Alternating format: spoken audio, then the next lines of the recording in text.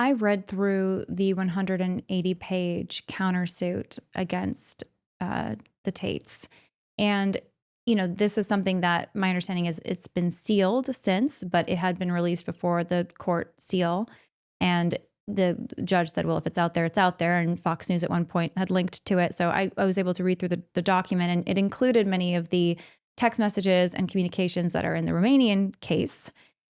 And it was incredibly difficult to read. I felt like throwing up afterwards. You want to bleach your eyes. Like, it's just incredibly painful to read text messages, presumably from the Tates, basically coercing, manipulating. It appears that they're coercing and manipulating the woman at the other end of the text message. In this case, it could be Mary Doe. You talked about her earlier. Encouraging all kinds of sexual acts, threats. It was just incredibly dark, incredibly dark. Why do you think it is that most people today aren't even aware of those text messages, don't know the content of those messages?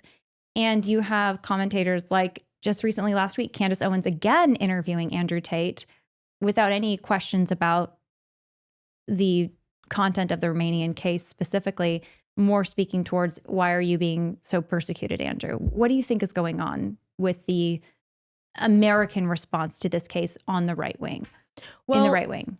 Yeah, the Tate brothers have exploited the fact that the Romanian criminal system is a closed system. So their indictment wasn't public. Now they had press releases that gave the nature of the crimes, and there was some reporting and some court opinions that were publicly available. So any diligent journalist could have found out a lot of the information, not all of it, but a lot of it. But because it was a closed system and then the documents are in Romanian and not English, the Tate brothers have been able to exploit that by just lying, is the truth. Just they lie very forcefully and confidently, and it would be a lot of trouble to fact check them. And so many people don't and are persuaded by the lies. So that's a big part of it. Luckily, there have been some diligent journalists and even sort of citizen Twitter journalists who have gotten the truth out there. And so that the fact that that is lies is becoming more and more apparent. But I think that is what they've done, is they've been able to just lie about their case because the information isn't freely available. So how the communications that I read, which include communications where the Tates, allegedly are saying, and again, this is presumably from text messages taken from the Romanian case, but it appears that they're saying, we want to get that extra 10% off of the 50-50 deal with these girls, and we're going to tell them that it's taxes and we're going to pocket the money. I mean, they're literally admitting to doing this, taking this additional money and misleading the women that they're, working with on OnlyFans. Those text messages are available for Americans to read if they look for them. How did those become available for people to see? Well, Andrew has publicly said that in his webcam course. He taught men to tell the women that you're going to give her 50%, but only give her whatever it is, 40%. And if she questions you on it, lie to her and tell her it's taxes.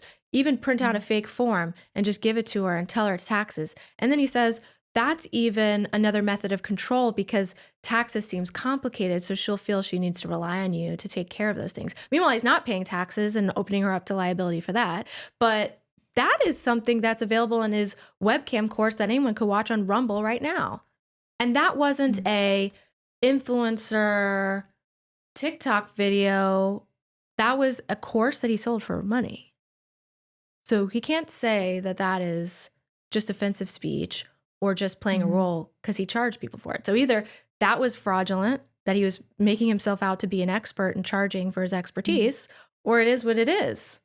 How do you think the conservative misunderstanding about this case, and then some of these conservative podcasters, whether it's Tucker Carlson, Candace Owens, even Benny Johnson recently had a very softball positive interview with Andrew Tate in the last, I think, month or so. How do you think that that is impacting the victims? It's been so frightening. I at least can say for Jane Doe, she feels powerless, that they're so well connected to famous people. How could she ever get out from under their grip, right? Because they're trying to sue her. they actually tried to criminally prosecute her in Romania, and they were unsuccessful. They've been relentlessly trying to silence her. And it sends a message to all the other victims, you better not say anything about us, or this is what's going to happen to you. And the Romanian government even has multiple statements from victims that the Tate brothers tried to pay them off. The 15-year-old victim of Andrew Tate said he offered her a specific amount of money for her to only give positive testimony. Similarly, Tristan has a charge for trying to influence victims. So they're charged with trying to influence victims in Romania, and now we see this behavior here in America.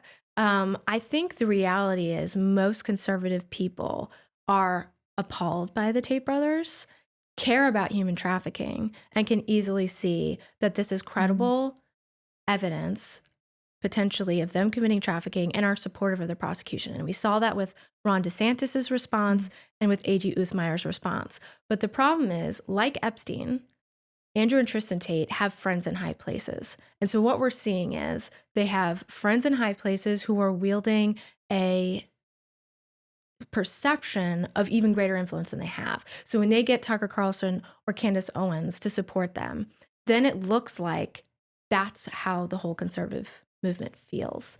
But I don't believe that's true. But we need to push back against that kind of corruption. I mean, that's what we were all upset about with Epstein, is that his friends knew what he was doing and they covered up for him. He was prosecuted back in 2008, I think, because again, Florida, the state of Florida, all these young girls, they actually were prosecuting him. And then the federal government, through a friend of Epstein, intervened in the case and got him a sweetheart deal. Right? And then he was able to freely continue his exploitation till he's finally caught in 2018 and died. He was never convicted. We don't say innocent to proven guilty with Epstein. We know exactly what he's done. So we can't make that same mistake. The Tate brothers deserve due process, and they should get that. But what they're trying to do is avoid process. They're trying to avoid investigation. They're saying we're above being investigated when there's over 40 victims across multiple countries who have provided testimony about the abuse they've suffered. We can't let that happen.